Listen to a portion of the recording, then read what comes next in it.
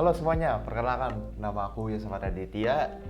Di sini aku mau menjelaskan tentang tugas. Mungkin lebih tepatnya ujian tengah semester untuk mata kuliah II 3150 Sistem Multimedia dengan dosen pengampunya ialah Pak Yusef Rosmansyah.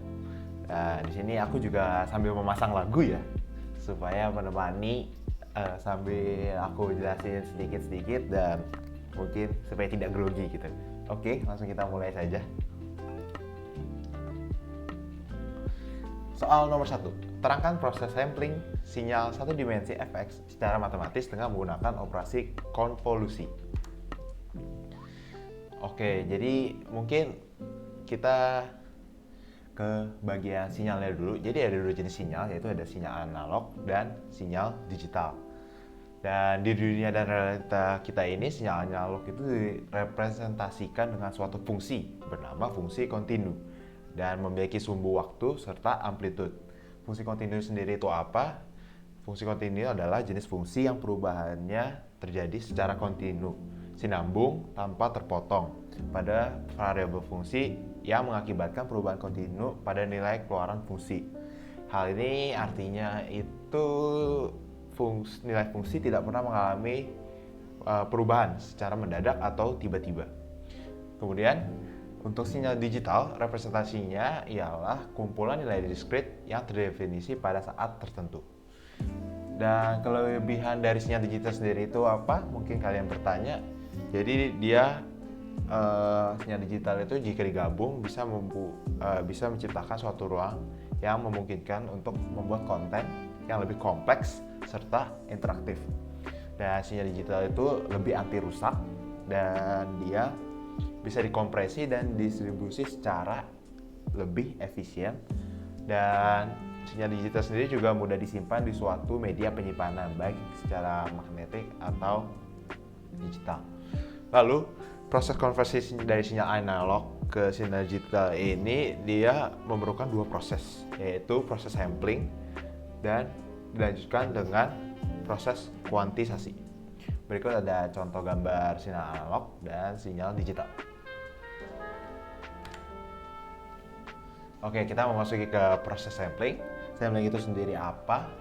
Itu adalah pencuplikan nilai atau pengambilan, clipping nilai atau angka atau value suatu sinyal yang dilakukan secara periodik.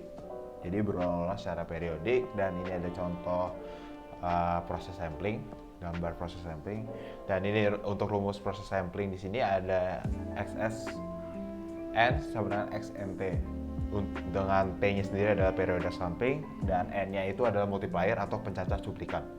Untuk frekuensi F-nya berlaku rumus sebagai berikut: F sama dengan 1 dibanding periode.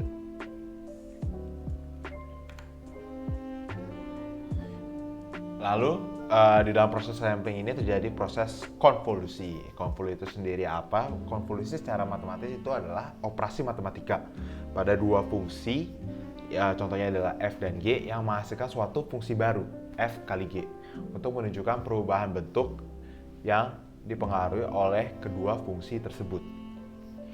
Lalu artinya lain dari konvolusi, dia integral yang menunjukkan jumlah luas yang overlap dari suatu fungsi saat dia berpindah menuju fungsi lain, sehingga terkesannya adalah blends antar fungsi.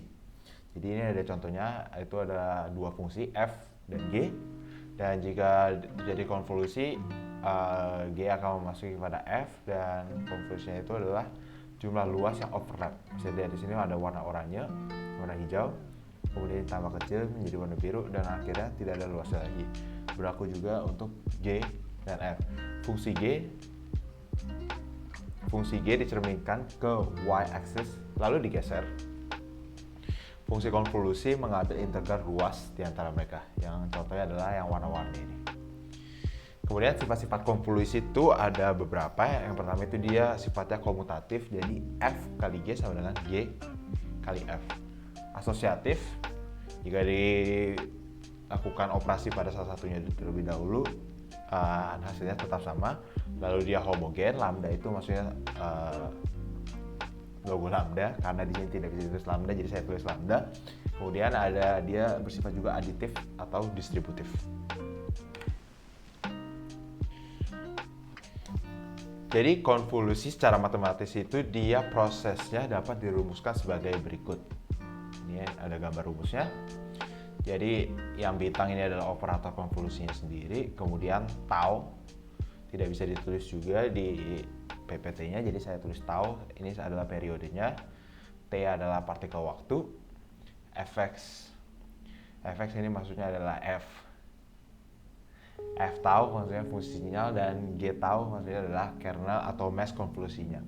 Kernel G tau-nya itu diumpamakan sebagai sebuah jendela yang dioperasikan secara bergeser pada sinyal masukan Fx. Jadi ini Fx, Gx-nya masuk sebagai jendela. Jumlah perkalian kedua fungsi pada setiap titik itu merupakan hasil konvolusinya.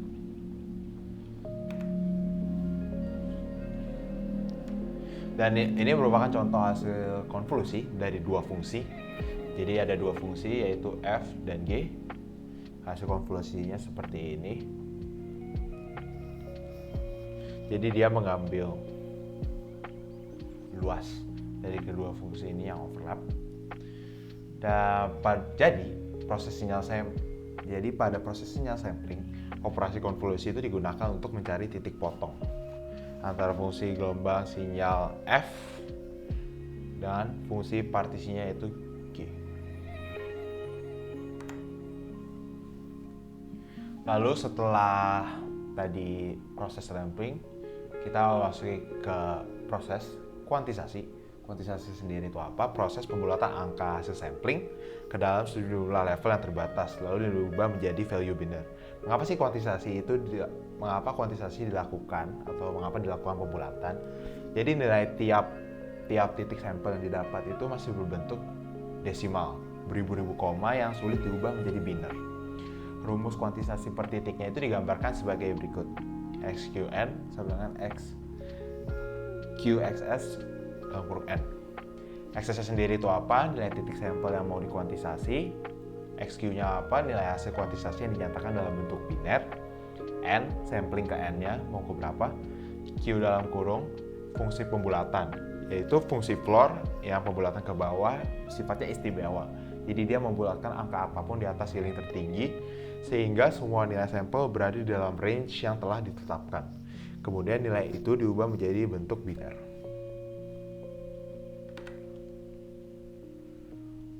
Dan berikut ada contoh kuantisasi beserta tabel kuantisasi. Baiklah, sekian untuk nomor 1, lalu kita lanjut lagi ke soal nomor 2, yaitu terangkan proses encoding dan decoding nama depan dan belakang Anda. Jika hanya satu kata, maka kata tersebut diulang saja dengan algoritma kompresi LZW. Oke, untuk kompresi lossless, tadi LZW, Lempel, Zig, Welch. Sebenarnya ini kompresi lossless ini apa? Dia dibuat oleh 3 orang, nama lengkapnya Abraham Lempel, Jacob Ziff, Terry Welch. Dan dia ini merupakan suatu substitusi kumpulan karakter dengan suatu kode. Dan kompresinya ini dilakukan menggunakan kamus. Kamus itu apa? Fragmen-fragmen teks digantikan dengan indeks. Menggunakan kamus, fragmen-fragmen teks digantikan dengan indeks yang diperoleh dari sebuah kamus atau dictionary. Oke, ini jadi ada langkah-langkah untuk kompresi LZW. Yang pertama itu ada inisialisasi kamus. Yang kedua kita tetapkan P sebagai karakter pertama dalam strip karakter. Lalu ada C, karakter berikutnya dalam stream karakter. Dan if string P plus C terdapat dalam kamus, maka P sama dengan P plus C. Jika tidak ada di dalam kamus, maka cetak indeks string P, tambahkan string P plus C ke dalam kamus dan berikan indeks berikutnya. Lalu jika bukan bagian dari end of file, maka pergi lanjut ke tahap nomor 2. Lalu apabila iya EO file, cetak indeks string P dan berhenti di situ. Oke, untuk tahap-tahapan algoritma dekompresi LZW, yang pertama kamu diinisialisasi dengan semua karakter dasar yang ada. Kemudian CW input yang pertama. Yang ketiga, lihat kamus dan simpan string dari kode tersebut, string CW ke output. Yang keempat, assign C sebagai karakter pertama dalam string CW. Kemudian assign PW sebagai CW-nya. CW-nya cw-nya sebagai indeks berikutnya dalam input. Jika string cw terdapat dalam kamus, maka simpan string cw ke output, P assign dengan string pw, C assign dengan karakter pertama dari string cw, dan yang keempat tambahkan string p plus c ke dalam kamus. Kalau string cw-nya tidak terdapat dalam kamus, maka output string s-nya diassign string pw plus c ke string karakter, P assign dengan string pw, C assign dengan karakter pertama dari string s, dan tambahkan string pc ke dalam kamus. Lalu kembali lagi ke langkah nomor 5. Oke, untuk proses kompresi dan inversi kita beralih ke dokumen UTS-ISMO nomor 2 seperti ini. Oke.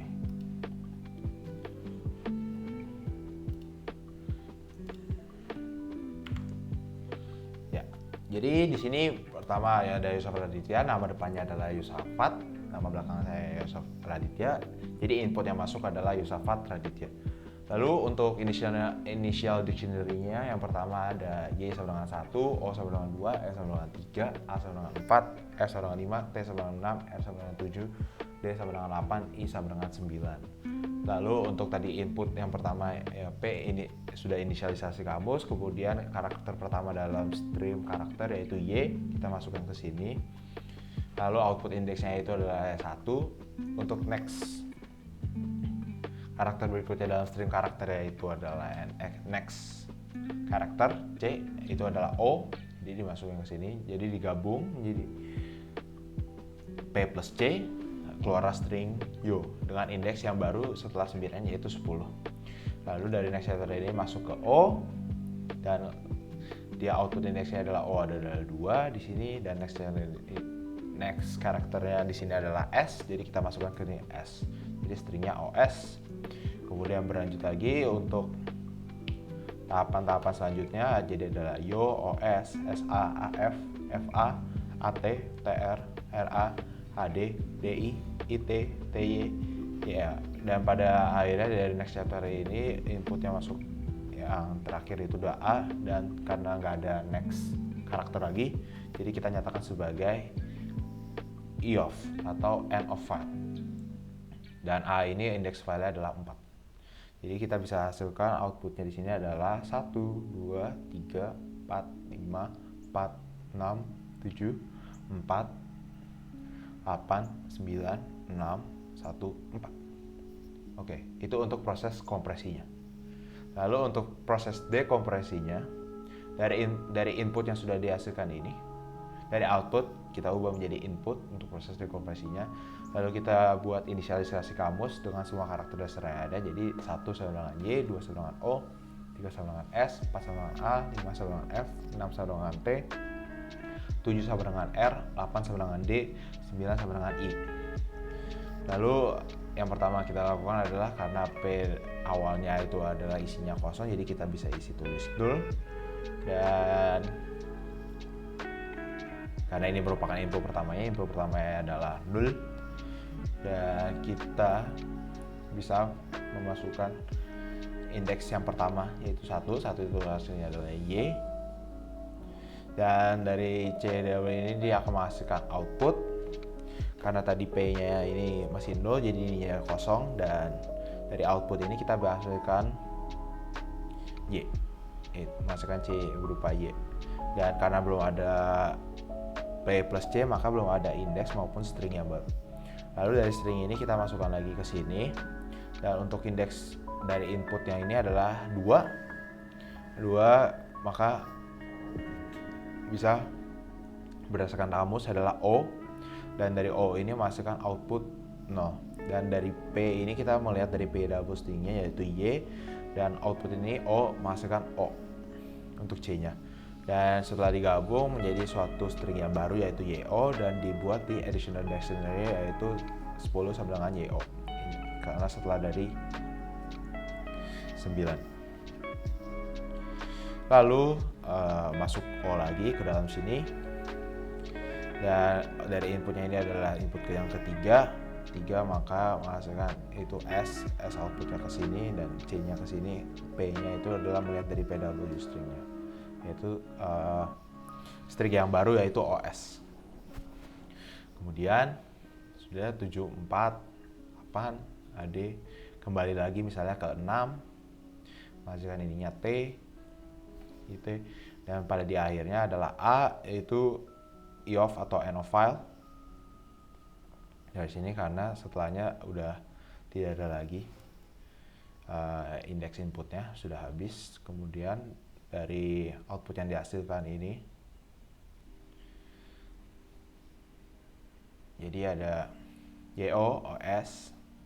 Output yang dihasilkan ini adalah YO, OS, SA, AF, FA, AT, TR, RA, AD, DI, IT, TY, YA.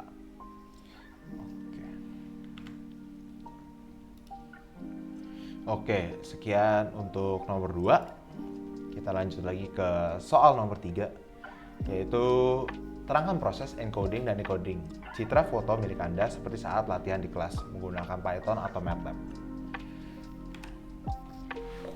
Oke. Jadi pertama-tama kita harus tahu dulu tentang transform codingnya. Itu fungsinya adalah apa? Mengubah sinyal gambar menjadi bentuk lain. Kemudian dia menggunakan discrete Fourier transform (DFT) dan discrete Gaussian transform (DCT). Kemudian untuk proses encoding dan decodingnya sendiri dibagi menjadi beberapa proses. Encodingnya itu yang pertama ada kita memasukkan gambar, lalu kita transform, lalu kita lakukan quantization atau kuantisasi, dan lalu kita lanjutkan ke entropy coding sehingga menghasilkan compressed bitstream. Dan untuk decodingnya dari compressed bitstreamnya itu kita lakukan entropy coding, kita inverse transform, dan menghasilkan reconstructed image. Oke, untuk proses kompresi yang pertama adalah mengimpor modul yang diperlukan untuk environment-nya sendiri untuk proses kompresi dan dekompresi. Ya, import pandas SPD ini fungsinya untuk apa? Membawa library pandas data analisis ke environment saat ini. Kemudian import numpy SNP membawa library numpy ke environment-nya saat ini. Kemudian import matplotlib.pyplot SPLT koleksi fungsi untuk melakukan visualisasi data dan graphical plotting serta ekstensi dari numpy. Kemudian import matplotlib.image smp img memungkinkan Python untuk bekerja dengan gambar, dan import cv2 mengurus permasalahan yang berkaitan dengan computer vision. Kemudian from ipython.display import image untuk menunjukkan gambar dari suatu file. Kemudian from google.colab.patches import cv2 imshow. Kemudian yang terakhir adalah from scipy import fft, metode yang menunjukkan suatu fungsi sebagai sum dari komponen-komponen periodik. Oke, lanjut lagi untuk proses kompresinya. Maksud saya langkah selanjutnya adalah mengimpor gambar. Berikut ada contoh gambar dari diri saya sendiri untuk impor gambar. Bisa lihat seperti ini.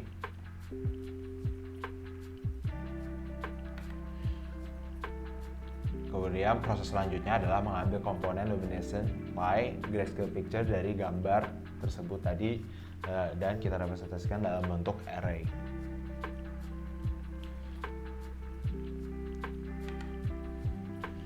Kemudian proses selanjutnya adalah mengambil makro block secara sembarang atau random dari gambar tersebut, lalu membuat tabel warna makro block komponen Y. MB di sini sebagai makro block.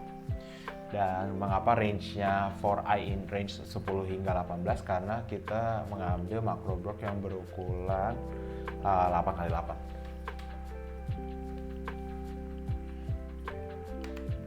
Langkah selanjutnya adalah melakukan proses DCT atau discrete Gaussian transform.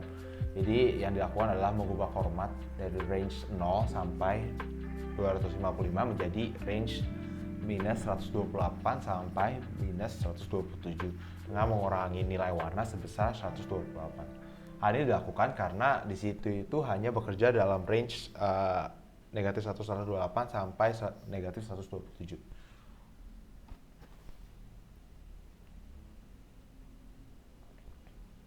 Jadi ada range-nya ada sekitar 8. 0,8 jadi minus 0,8, lalu dikurangi dengan 128. Kemudian ini ada tabel konversi nilai makro bloknya.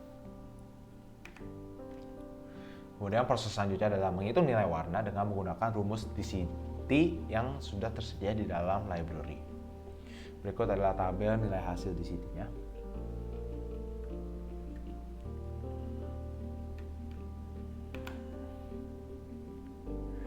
Dan untuk proses konversinya kita juga memerlukan tabel kuantisasi. Tabel kuantisasi itu sendiri sudah tersedia sebesar ini dan bisa dilihat untuk sebagai bentuk tabelnya.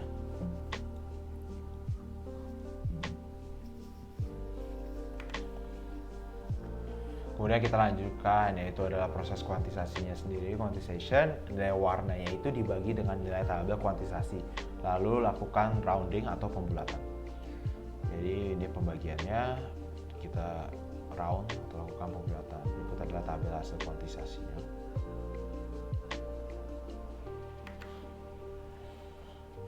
Dan proses kita memasuki proses dekompresi. Jadi kita pertama melakukan dequantization. Jadi nilai warnanya itu dikali dengan tabel kuantisasi yang sudah ditetapkan tadi. Dan lakukan pembulatan juga. Jadi bisa dihasilkan tabel hasil kuantisasi sebagai berikut. Lalu proses selanjutnya adalah melakukan inverse DCT. Gimana caranya? Nilai warna dihitung dengan rumus inverse DCT, lalu dibulatkan juga, lakukan rounding.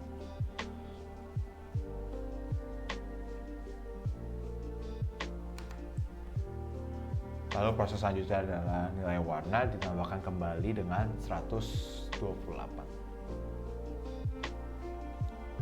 Berikut ada tabel nilai warna setelah ditambah 128.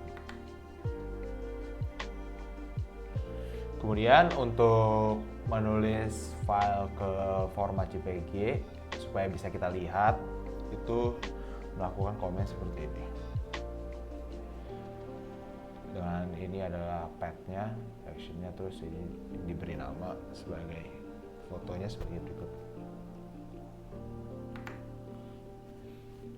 Kemudian ini ada tabel perbandingan nilai warna sebelum dan setelah kompresi. Ini untuk sebelum kompresi. Kemudian ini tabel nilai warna untuk setelah kompresi.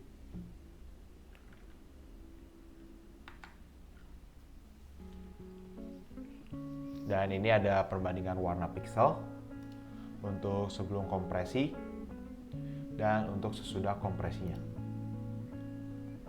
Bisa dilihat juga.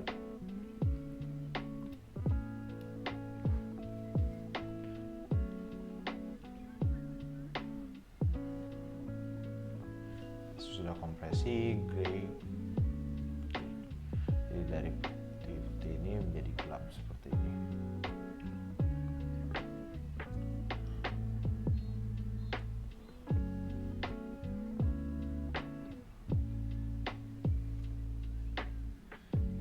Oke.